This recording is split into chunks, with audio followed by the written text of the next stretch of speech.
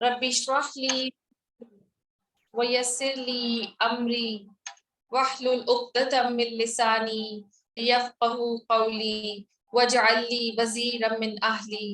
اللہم فقہنا فی الدین اللہم ارنا الحق حقا وارزقنا اتباعہ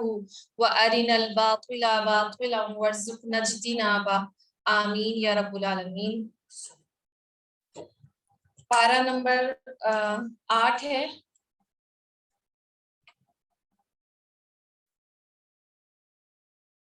اریبا سے میں نے پوچھنا تھا کہ اگر وہ پارہ نمبر 8 کی پہلی آیت کی تلاوت لگا دیں۔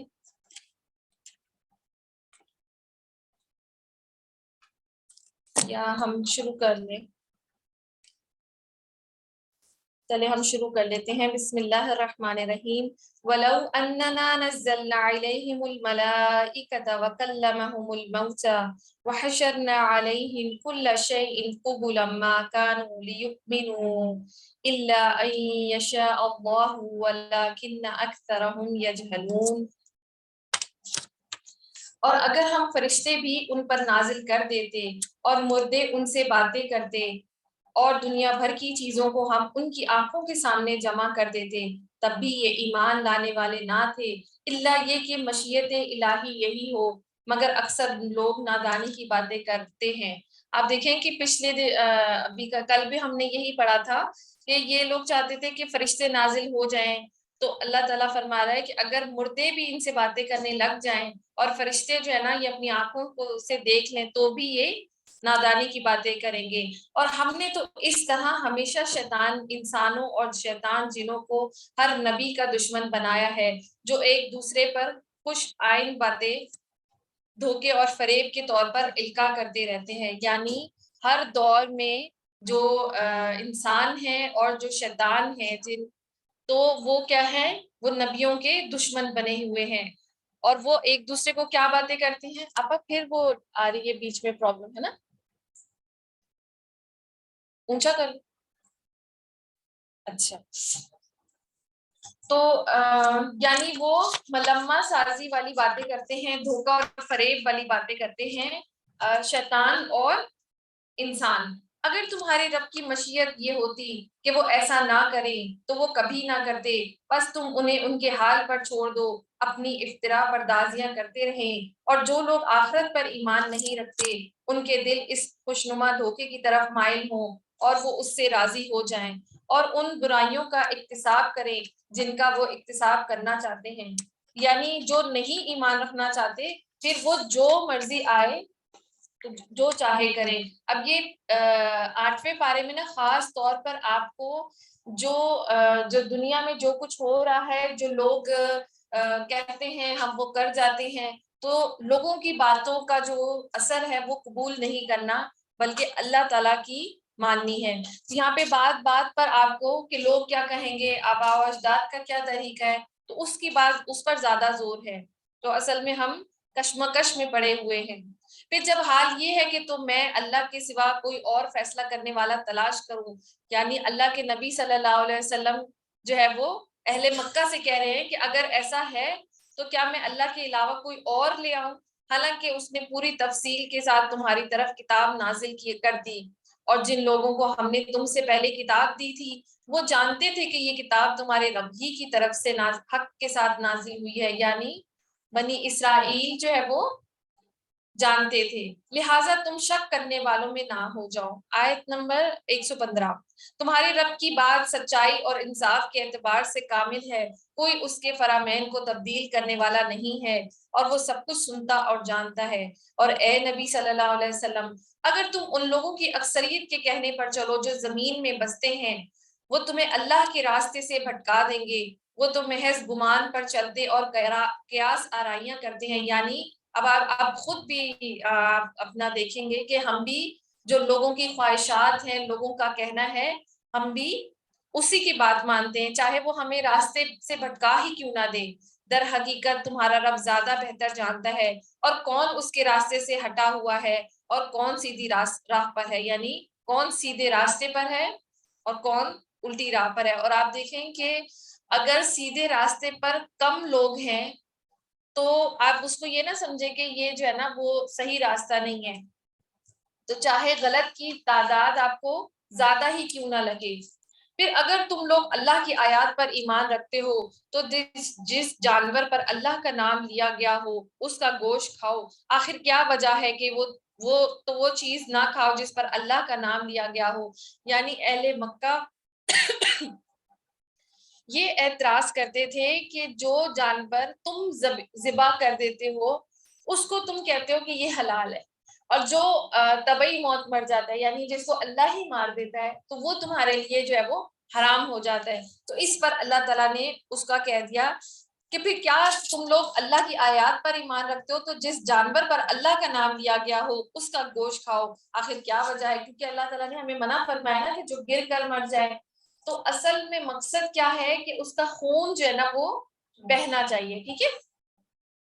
جس پر اللہ کا نام، اور ہم نے وہ پڑھا تھا نا والدم ولحم الخنزیر، یعنی خون ہم پر حرام ہے۔ آخر کیا وجہ ہے کہ وہ چیز تم نہ کھاؤ جس پر اللہ کا نام لیا گیا ہو، حالانکہ جن چیزوں کا استعمال حالت اضطرار کے سوا دوسری تمام حالتوں میں اللہ تعالیٰ نے حرام کر دیا ہے، ان کی تفصیل وہ تمہیں پہلے بتا چکا ہے۔ یعنی اگر آپ بھوک کے لیے کھاتے ہیں یا بننے والے ہیں اور آپ کو بہت سخت بھوک لگی ہے تو آپ حرام چیزیں بھی تھوڑی تعداد میں کھا سکتے ہیں، بشرط یہ کہ آپ بغاوت نہ کریں اور حد سے نہ گزریں۔ بکثرت لوگ کا حال یہ ہے کہ علم کے بغیر محض اپنی خواہشات کی بنا پر گمراہ کن باتیں کرتے ہیں، ان حد سے گزرنے والوں کو تمہارا رب خوب جانتا ہے۔ تم کھلے گناہوں سے بھی بچو اور چھپے گناہوں سے بھی، اور جو لوگ گناہوں کا اکتساب کرتے ہیں وہ اپنی اس کمائی کا بدلہ پا کر رہیں گے۔ اس کو پھر میں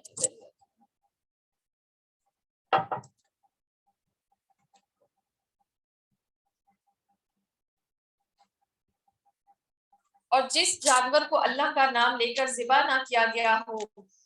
اس کا گوشت نہ کھاؤ، یعنی جس پر اللہ کا نام نہیں لیا گیا تو وہ حرام ہے اور ایسا کرنا فسق ہے۔ تو اسی طرح اللہ کے علاوہ اور ہم باقی چاہے وہ چیز حلال ہی کیوں نہ ہو تو وہ ہم پر حرام ہو جاتی ہے۔ جیسے ہم اپنے پیاروں کے نام کا کھانا کہ آپ میرے لیے کھا لیں، آپ میری خاطر کھا لیں، تو وہ بھی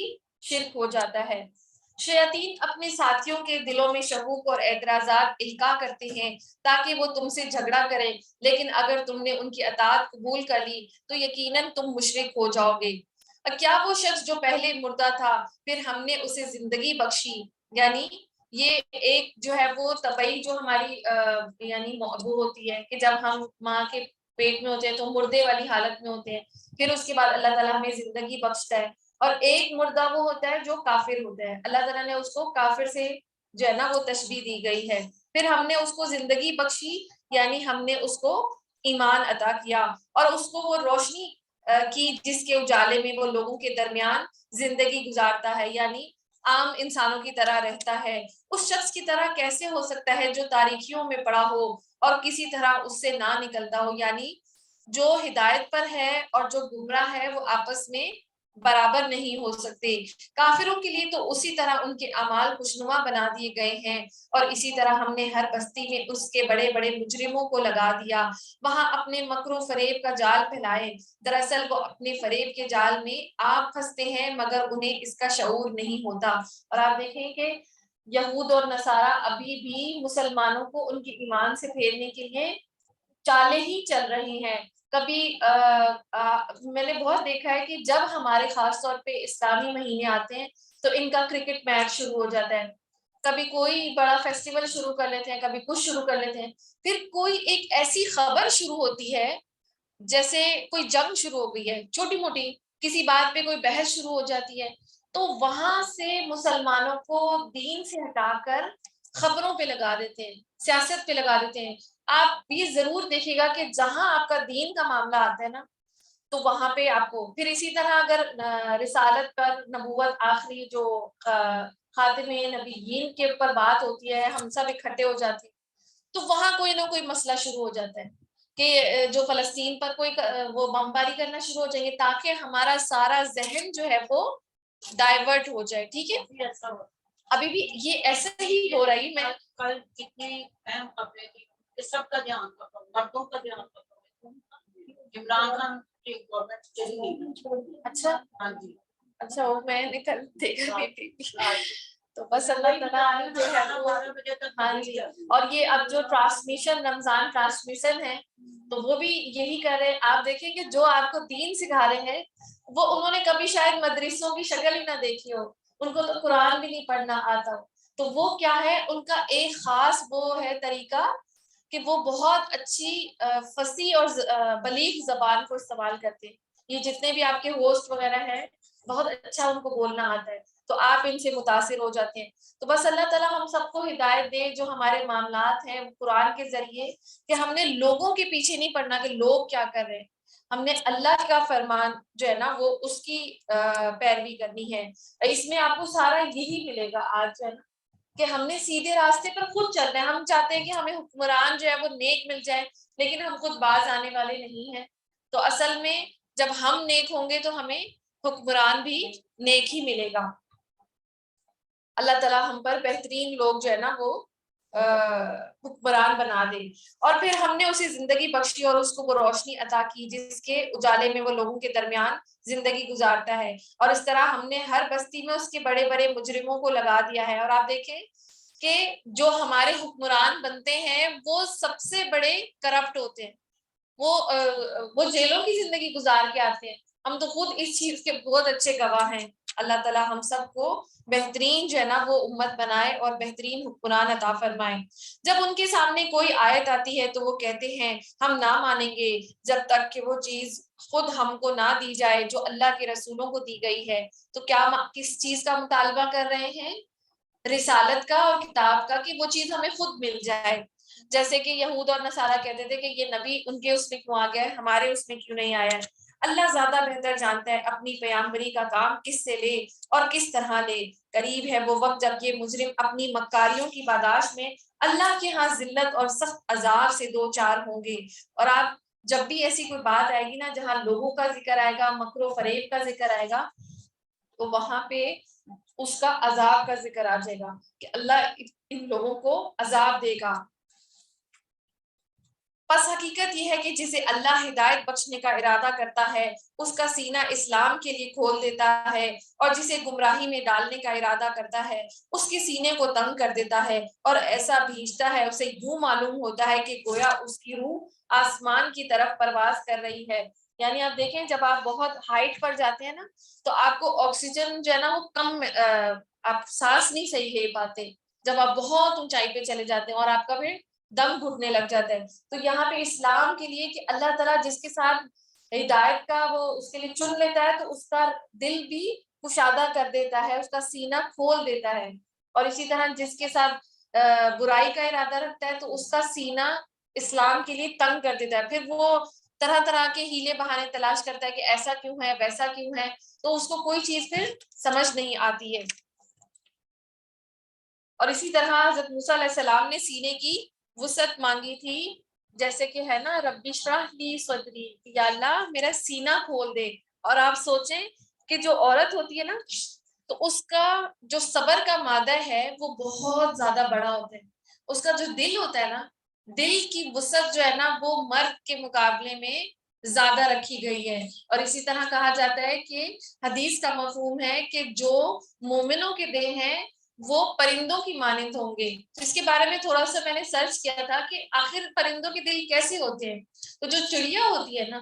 اس کا جو دل ہے اس کے سائز کے اعتبار سے بڑا ہوتا ہے. جیسے ہمارا جو سائز ہے تو ہمارا دل اتنا ہے, ہماری مٹھی کے جتنا, ٹھیک ہے. تو جتنا بڑا جانور ہوتا ہے اس کا اتنا بڑا دل ہوتا ہے. تو لیکن جو چڑیا کا دل ہے وہ اس کے سائز کے اعتبار سے 3 گنا بڑا ہے اور وہ نرم ہوتا ہے. تو اب ہم نے کیا کرنا ہے کہ ہم نے بھی اپنے دل کے اندر وسعت پیدا کرنی ہے. جب کوئی مہمان آ جائے رب اشرح لی صدری, یا اللہ میرا سینہ کھول دے, تو آپ کو پھر کوئی چیز بری نہیں لگے گی, کوئی مسئلہ نہیں ہوگا.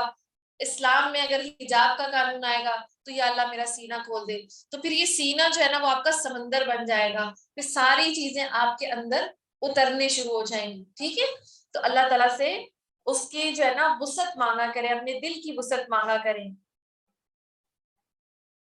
اس طرح اللہ تعالیٰ ناپاکی ان لوگوں پر مسلط کر دیتا ہے جو ایمان نہیں لاتے، حالانکہ یہ راستہ تمہارے رب کا سیدھا راستہ ہے اور اس کے نشانات ان لوگوں کے لیے واضح کر دیے گئے ہیں۔ اور آپ دیکھیں کہ اللہ کی جو تعلیمات ہیں وہ انسان کی فطرت کے لیے اس کو ماننا آسان ہے، جبکہ جو شیطان کام کہتا ہے نا وہ جو ہے نا وہ ہماری طبیعت کے لحاظ سے، فطرت کے لحاظ سے غلیظ کام ہے۔ جو شرک ہے، جو حرام کھانے کو کہتا ہے، وہ ہمارے جو جسم ہے اس کے لیے بھی ناپسندیدہ ہے۔ اور اسی طرح یہ جو بلیک میجک کرتے ہیں تو وہ تو نعوذ باللہ وہ جو غلاظت اور پوٹی پیشاب وہ بھی کہتے ہیں کہ یہ کھاؤ اور ان کے اوپر چلو اور ان کے اندر رہو۔ تو اللہ تعالیٰ تو سیدھا راستہ دکھاتا ہے جو طیب ہے، ان کے پاس ان کے لیے سلامتی کا گھر ہے اور وہ ان کا سرپرست ہے اسی طرز عمل کی وجہ سے جو انہوں نے اختیار کیا ہے۔ تو اصل میں جو انسان جو ہمارے لیے جو گھر ہے دارالسلام وہ جنت ہے۔ حدیث میں آتا ہے کہ رسول صلی اللہ علیہ وسلم نے فرمایا، ایک دفعہ ہمارے سامنے لکیر کھینچی اور فرمایا یہ اللہ کا راستہ ہے، پھر اس کے دائیں اور اس کے بائیں کچھ اور لکیریں کھینچی اور فرمایا کہ یہ مختلف راستے ہیں، پھر اس میں فرمایا جن میں سے ہر راستے پر شیطان بیٹھا ہے اور ان راستوں پر چلنے کی دعوت دے رہا ہے، یعنی آپ کو ہر راستے پر کوئی نہ کوئی شیطان ملے گا، اور جو سیدھا راستہ ہے نا وہی جنت کی طرف جاتا ہے، اور جو ہدایت کا راستہ ہے، قرآن کا راستہ ہے، اسلام کا راستہ ہے، وہی ہدایت ہے۔ جس روز اللہ ان سب لوگوں کو گھیر کر جمع کرے گا اس روز وہ جنوں سے یعنی شیطانوں سے خطاب کر کے فرمائے گا، اے گروہ جن، تم نے تو نوع انسان پر خوب ہاتھ صاف کیا، یعنی جنہوں نے اور انسانوں نے ایک دوسرے کو قتل و غارت کی۔ انسانوں میں سے جو ان کے رفیق تھے وہ عرض کریں گے، پروردگار ہم میں سے ہر ایک نے دوسرے کو خوب استعمال کیا اور اب ہم اس وقت پر آ پہنچے ہیں جو تم نے ہمارے لیے مقرر کر دیا تھا۔ اللہ فرمائے گا، اچھا اب آگ ہی تمہارا ٹھکانہ ہے، اس میں تم ہمیشہ رہو گے۔ اس سے بچیں گے صرف وہی، یعنی جن لوگوں نے دنیا میں برائی کا راستہ اختیار کیا، خوب فساد کیا، قتل و غارت کی، تو پھر ان کا ٹھکانہ آگ ہے۔ اور جو اچھے کام کریں گے، جو اس سے بچیں گے، بے شک تمہارا رب دانا اور علیم ہے۔ دیکھو اس طرح ہم آخرت میں ظالموں کو ایک دوسرے کا ساتھی بنائیں گے اس کمائی کی وجہ سے جو وہ دنیا میں ایک دوسرے کے ساتھ مل کر کرتے تھے۔ جس طرح جو فرعون ہے نا تو وہ جہنم میں وہ ان کا لیڈر بن جائے گا، تو وہ ان کے ساتھ ان کو لیڈ کرے گا جہنم کے لیے۔ تو یعنی دنیا میں جو جس کی پیروی کرتا ہے تو آخرت میں وہ دونوں ایک دوسرے کے ساتھ مل جائیں گے، ٹھیک ہے۔ اے گروہ جن و انس، کیا تمہارے پاس خود تم میں سے ایسے رسول نہیں آئے جو تم کو میری آیات سناتے اور اس دن کے انجام سے ڈراتے تھے؟ وہ کہیں گے ہاں، ہم اپنے خلاف خود گواہی دیتے، یعنی اللہ کے نبی صلی اللہ علیہ وسلم جو ہے وہ تمام انسانیت اور جنوں کے لیے رسالت پکا پیغام لے کے آئے۔ تو جنہوں نے جو نیک جن تھے انہوں نے کیا کہا تھا کہ ہم نے ایک عجیب قرآن سنا ہے اور ہم اس پر ایمان لے آئے ہیں۔ تو اسی طرح جو برے جن ہیں تو وہ جب اللہ تعالیٰ قیامت میں پوچھے گا تو وہ خود کہہ دیں گے کہ ہم نے جو ہے نا وہ دنیا کی زندگی ان لوگوں کو دھوکے میں ڈال رکھا تھا، یعنی دنیا کی زندگی نے دھوکہ دیا، مگر اس وقت وہ خود اپنے خلاف گواہی دیں گے، وہ کہیں گے انہم کانوا کافرین، کہ ہم خود ہی انکار کرنے والے ہیں۔ یہ ثابت ہو جائے گا تمہارا رب بستیوں کو ظلم کے ساتھ تباہ کرنے والا نہ تھا جبکہ اس کے باشندے حقیقت سے واقف نہ ہو، یعنی اللہ کی مشیت ہے کہ اللہ جب اپنا کوئی پیغمبر بھیج دیتا ہے پھر وہ انکار کرتے ہیں اس کے بستی والے، تو پھر اللہ ان پر عذاب مسلط کر دیتا ہے۔ ہر شخص کا درجہ اس کے عمل کے لحاظ سے ہے اور تمہارا رب لوگوں کے اعمال سے بے خبر نہیں ہے۔ تمہارا رب بے نیاز ہے، یعنی ہر ایک کو وہی ملے گا جو اس نے کمائی کی، اور تمہارا رب بے نیاز ہے اور مہربانی اس کا شیوا ہے، یعنی کہ وہی رحمت جو ہے نا اس کا شیوا ہے۔ اگر وہ چاہے تو تم لوگوں کو لے جائے اور تمہاری جگہ دوسرے جن لوگوں کو چاہے لے آئے، جس طرح اس نے تمہیں اور کچھ اور لوگوں کی نسل سے اٹھایا۔ اور اللہ کا کیا قانون ہے کہ جب ایک قوم برائی کرنے لگتی ہے، فساد مچاتی ہے، تو اللہ اس قوم کو ختم کر دیتا ہے، پھر اسی طرح دوسری قوموں کو اٹھاتا ہے۔ تم سے جس چیز کا وعدہ کیا جا رہا ہے وہ یقیناً آنے والی ہے، اور تم یعنی عذاب کا مطالبہ جو کر رہے تھے، اور تم خدا کو عاجز کر دینے کی طاقت نہیں رکھتے۔ اے نبی صلی اللہ علیہ وسلم کہہ دو کہ لوگوں تم اپنی جگہ عمل کرتے رہو اور میں اپنی جگہ عمل کر رہا ہوں، ان قریب تمہیں معلوم ہو جائے گا کہ انجام کار کس کے حق میں بہتر ہوتا ہے۔ بہرحال یہ حقیقت ہے کہ ظالم کبھی فلاح نہیں پا سکتے۔ اور ان لوگوں نے اللہ کے لیے خود اسی کی پیدا کی ہوئی کھیتوں اور مویشیوں میں سے ایک حصہ مقرر کیا تھا۔ یہ سورہ انعام ہے، تو اس میں ایک نعمتوں کا بھی ذکر ہے اور ایک مویشیوں کا اور جانوروں کا بھی ذکر ہے، اور یہ کہتے ہیں یہ اللہ کے لیے ہیں اور بزم خود، اور یہ ہمارے ٹھہرائے ہوئے شریکوں کے لیے ہیں۔ یعنی پہلے کے دور میں، مکہ کے دور میں، وہ کچھ جو ہے نا خاص جانوروں کو، جیسے وہ ہے نا ہام، صاحبہ، بحیرہ، تو وہ کیا کرتے تھے، وہ بتوں کے نام پر اس کا چڑھاوا چڑھاتے تھے، ایون کہ اپنے بیٹوں کو بھی قربان کرتے تھے بتوں کے نام پر، اور خاص طور پہ وہ بیٹے جو بہت زیادہ کوئی نیک اور پرہیزگار ہوتے تھے۔ تو اسی طرح جو ہے وہ اللہ کے لیے جو چھوٹا موٹا کوئی جانور ہے کہ یہ اللہ کو دے دیں، اور پھر وہ کہتے تھے اللہ کو تو ویسے کسی چیز کی ضرورت ہی نہیں ہے۔ تو اب اللہ ابھی اگر ان کے جانور میں سے کوئی جانور مر جاتا جو انہوں نے بتوں کے نام پہ چڑھانا ہوتا تھا، تو پھر وہ جو اللہ کے نام پر انہوں نے خاص کر لیا ہوتا تھا نا، اس میں سے لے کر بتوں کو دے دیتے تھے کہ اس میں تو کمی ہو جائے، اللہ تو ویسے ہی غنی ہے، لیکن ہمارے بتوں میں سے کمی نہ ہو، ورنہ پھر وہ ہمیں جو ہے نا وہ دے گا نہیں۔ تو یہاں پہ وہ بات ہو رہی ہے کہ انہوں نے ایک حصہ اپنے شریکوں کے لیے مقرر کیا تھا، اور اصل میں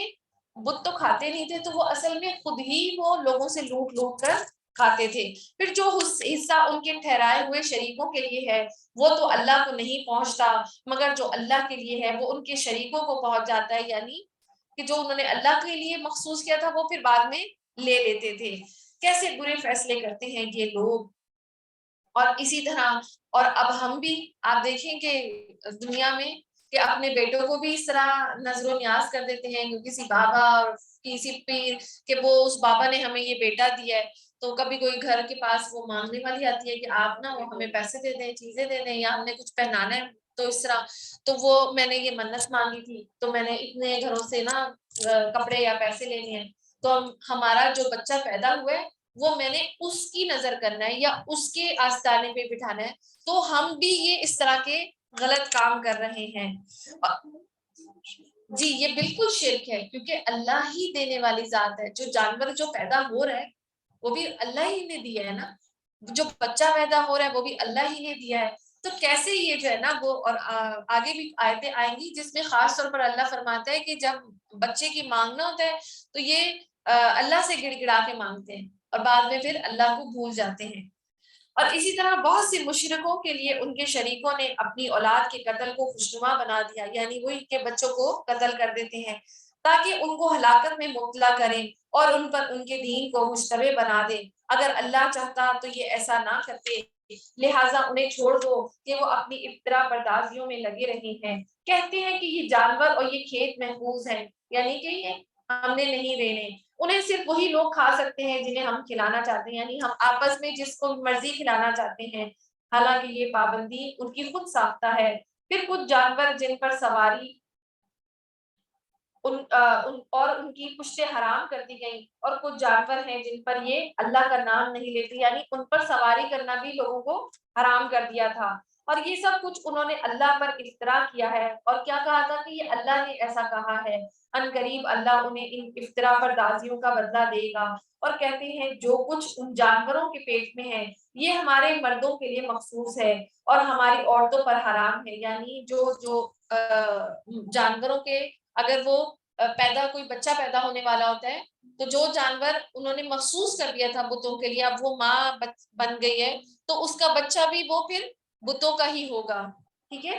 اور وہ کیا کہیں گے کہ مرد کھا سکتا ہے اس میں سے لیکن عورت نہیں کھا سکتی، اور اگر وہ جانور مردہ پیدا ہوگا تو دونوں اس کے کھانے میں شریک ہو سکتے ہیں، یعنی عورتوں کو وہ مردہ بھی جو ہے نا وہ اللہ تعالیٰ رحم فرمائے، کیسے ہماری جو پہلے کی عورتوں پر کتنے ظلم و ستم کیے گئے، تو وہ کہتے ہیں کہ مردہ دونوں کھا سکتے ہیں، یعنی مرد اور عورت۔ یہ باتیں جو انہوں نے گھڑ لی ہیں ان کا بدلہ اللہ انہیں دے کر رہے گا،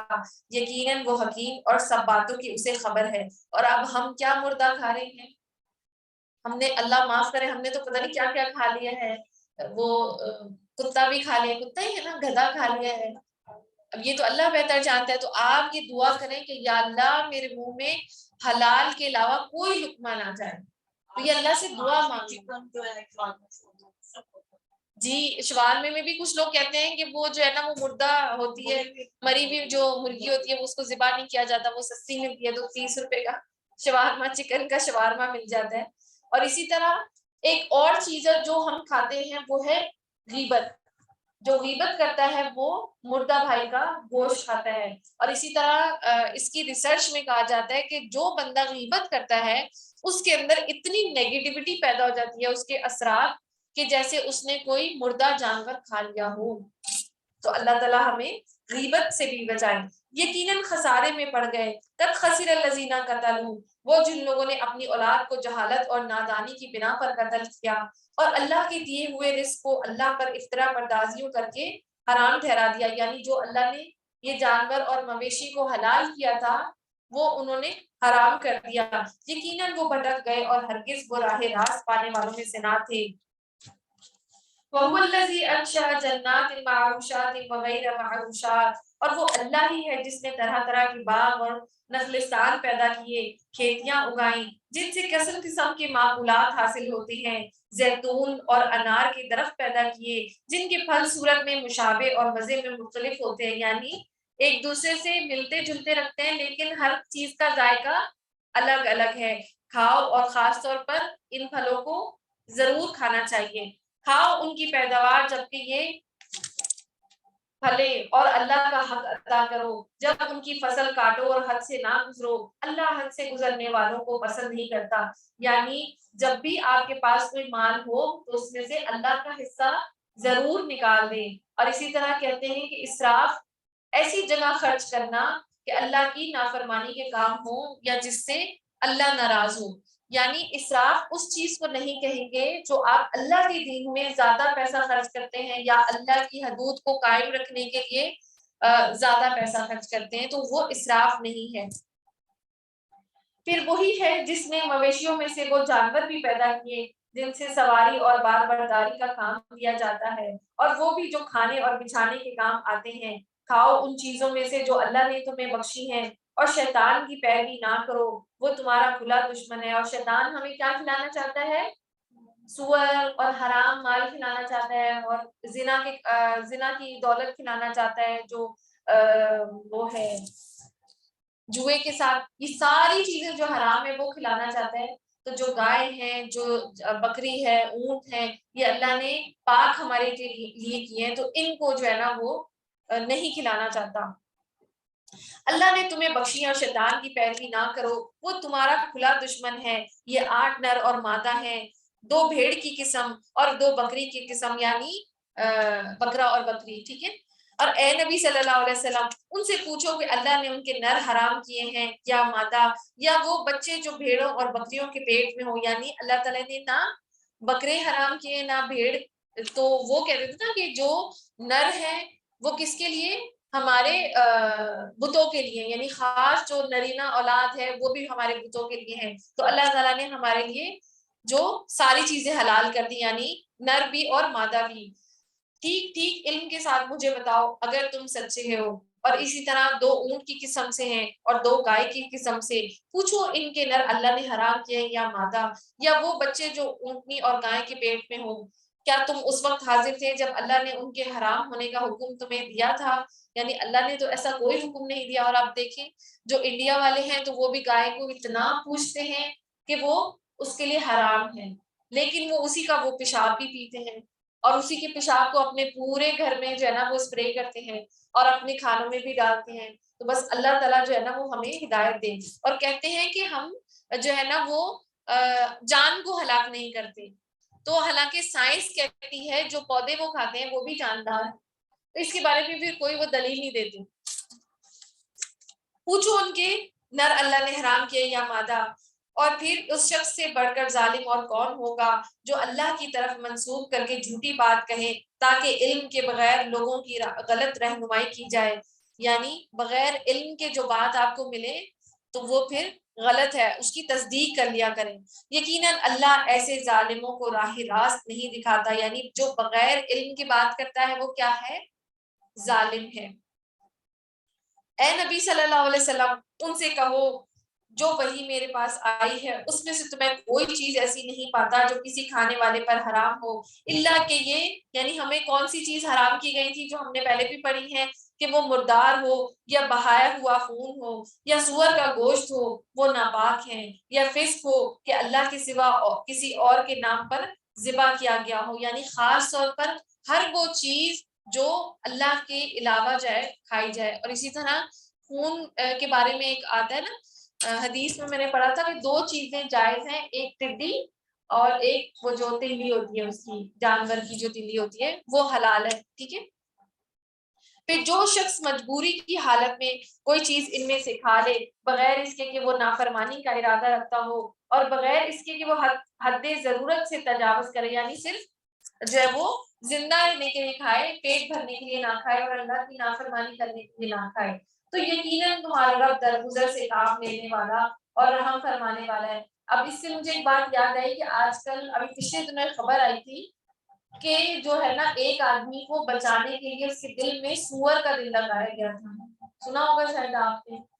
تو یہاں پہ کچھ عالموں نے بولا کہ ایسا کرنا ٹھیک نہیں ہے کہ سور کا دل ہے، پھر اس کے ماں، کیونکہ ہمارا جو زندگی کا سارے حساب کتاب ہے ہمارا دل جو ہے وہ ہدایت کا منہج ہے. ٹھیک ہے. اب دل ہی جو ہے وہ سور کا لگ گیا، لیکن اس میں یہاں پہ پھر انہوں نے اس آیت کو کہا گیا کہ اس نے سور یا حرام چیز کو کھا سکتا ہے کہ وہ اس نے سرکشی نہیں کرنی اور زندہ رہنے کے لیے، تو وہ اس کو پھر زندہ رہنے کے لیے انہوں نے سور کا دل لگایا تھا. تو میں یہی سوچ رہی تھی، میں نے کہا اب کوئی انسان کی موت اگر یعنی اس کو کوئی نقصان پہنچ رہا ہے تو سارے جانور ڈلنے لگ جائیں گے کہ اب ہماری شامت آئے گی کہ ہمارا جیسا کوئی ٹکڑا کاٹ کے انسان کو لگایا جائے گا. تو اللہ تعالیٰ جب ہم سب کو ہدایت دے اور ہمیں حرام کاموں سے بچائے اور حرام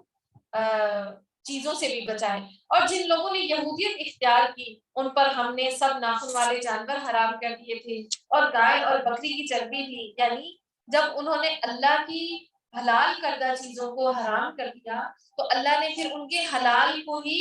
حرام بنا دیا، یعنی جو ناخن والے جانور ہیں وہ سب حرام کر دیے گئے تھے، اور جو بکری کے یا گائے کی چربی جو ان کے پیٹ یا ان کی آنتوں سے لگی ہے صرف وہ اور ہڈی سے لگی ہے وہ کھا سکتے ہیں، باقی ساری چربی ان پر حرام ہے. یہ ہم نے ان کی سرکشی کی سزا انہیں دی تھی، اور یہ جو کچھ ہم کہہ رہے ہیں بالکل سچ کہہ رہے ہیں. اب اگر وہ تمہیں جھٹلائیں تو ان سے کہہ دو کہ تمہارے رب کا دامن رحمت وسیع ہے اور مجرموں سے اس کے عذاب کو نہیں پھیرا جائے گا. اب یہاں پہ پھر اللہ تعالیٰ نے عذاب کی بات کی، اللہ تعالیٰ ہمیں اپنے عذاب سے بچائے. یہ مشرک لوگ ضرور کہیں گے کہ اگر اللہ چاہتا تو ہم شرک نہ کرتے اور نہ ہمارے ماں باپ اور نہ ہم کسی چیز کو حرام ٹھہراتے. اب یہ دیکھیں ابھی بھی کچھ لوگ ایسے کہہ دیتے ہیں نا کہ اگر اللہ چاہے گا تو ہمیں ہدایت مل جائے گی، اللہ چاہے گا تو ہم نماز پڑھ لیں گے، اللہ چاہے گا تو ہم شرک سے باز ہو جائیں گے. تو اللہ تعالیٰ اس کو ہدایت دیتا ہے جو خود جو ہے نا وہ لینا چاہتا ہے. اور ایسی ہی باتیں بنا کر ان سے پہلے کے لوگوں نے بھی حق کو جھٹلایا تھا، یہاں تک کہ آخرکار ہمارے عذاب کا مزہ انہوں نے چکھ لیا. ان سے کہو کیا تمہارے پاس کوئی علم ہے جسے ہمارے سامنے پیش کر سکو؟ تو تم تو محض گمان پر چل رہے ہو اور میری قیاس آرائیاں ہی کرتے ہو. تو یہ اب جو ہم کہنا مان رہے ہیں وہ بھی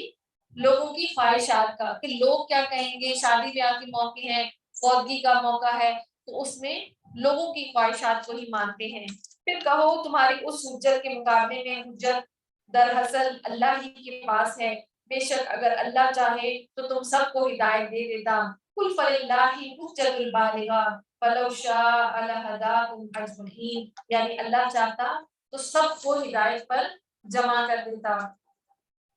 ان سے کہو کہ لاؤ اپنے وہ گواہ جو اس بات کی شہادت دے کہ اللہ ہی نے ان چیزوں کو حرام کیا ہے، یعنی اللہ تعالیٰ کہہ رہا ہے کہ پھر وہ گواہ لے کر آؤ. پھر اگر وہ شہادت دے دیں تو تم ان کے ساتھ شہادت نہ دینا اور ہرگز ان لوگوں کی خواہشات کے پیچھے نہ چلنا جنہوں نے ہماری آیات کو جھٹلایا ہے اور جو آخرت کے منکر ہیں اور جو دوسروں کو اپنے رب کا ہمسر بناتے ہیں. یعنی وہ کیا کرتے ہیں، لوگوں کی خواہشات پر چلتے ہیں اور اللہ کی آیات کا انکار کرتے ہیں اور آخرت کا بھی انکار کرتے ہیں، کیونکہ ان کو یہی ہے کہ جو ہے دنیا میں سب کچھ مل جائے گا اور اللہ کے ساتھ دوسروں کو اللہ کا شریک بناتے ہیں۔ اے نبی صلی اللہ علیہ وسلم ان سے کہو آؤ میں تمہیں سناؤں تمہارے رب نے تم پر کیا پابندیاں عائد کی ہیں، یہ کہ اس کے ساتھ کسی کو شریک نہ ٹھہراؤ، یعنی اللہ کی کیا حقوق، اللہ تعالیٰ نے کیا حقوق دیے ہمیں کہ اللہ کے ساتھ اس کو کسی کا شریک نہیں بنانا، اور والدین کے ساتھ نیک سلوک کرو اور اپنی اولاد کو مفلسی کے ڈر سے قتل نہ کرو، یعنی غربت کی وجہ سے قتل نہ کرو، ہم تمہیں بھی رزق دیتے ہیں اور ان کو بھی رزق دیتے ہیں، اور بے شرمی کے قریب نہ جاؤ اور خواہ وہ کھلی ہو یا چھپی، یعنی بے حیائی کے قریب نہ جاؤ، اور کسی کو جان کو جسے اللہ نے محترم ٹھہرایا ہو ہلاک نہ کرو، یعنی کسی کو بغیر کسی کی قصاص، یعنی جو قصاص میں اللہ تعالیٰ نے پھر وہ اس کو جائز کر دیا ہے تو اس کے بغیر کسی کو قتل نہ کرو، اور اسی طرح یہ جو ہم ابورشن کے نام پہ قتل کر دیتے ہیں تو وہ چاہے ایک دن کا ہو، چاہے 2 دن کا، چاہے 3 مہینے کا، چاہے 4 مہینے کا، تو وہ کچھ لوگ کہتے ہیں نا کہ جب دل نہیں بنا ہے تو وہ جائز ہو جاتا ہے، تو اصل میں جب آپ دیکھیں کہ جب نطفہ نطفے سے مل جاتا ہے تو پیدائش کا عمل شروع ہو جاتا ہے، یعنی جان جو ہے وہ ڈل جاتی ہے، تو اللہ تعالیٰ ہمیں اپنی اولاد کو جو ہے نا وہ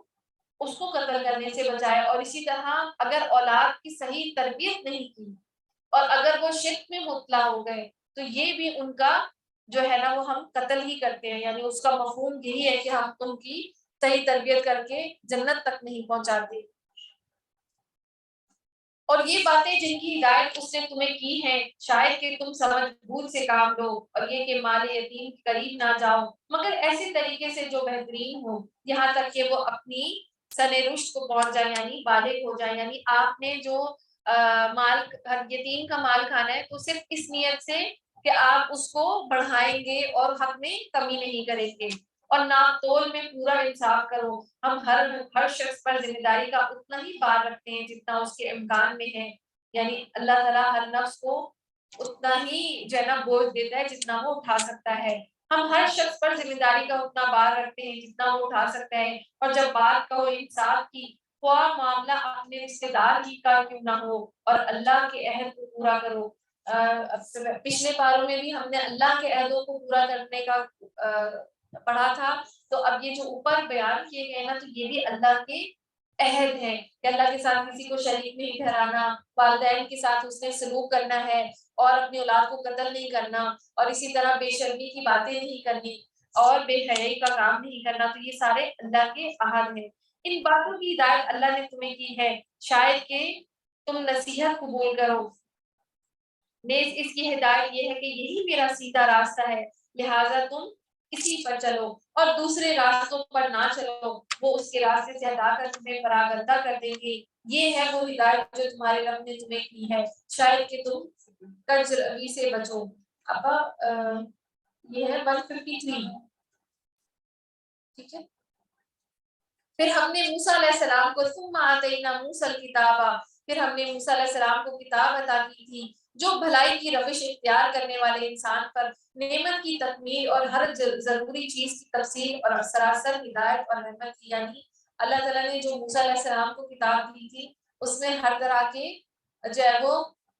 تفصیل جو تھی وہ واضح کر دی گئی تھی اور سراپر رحمت تھی، اور اس لیے بنی اسرائیل کو دی گئی تھی کہ شاید لوگ اپنے رب کی ملاقات پر ایمان لے آئیں۔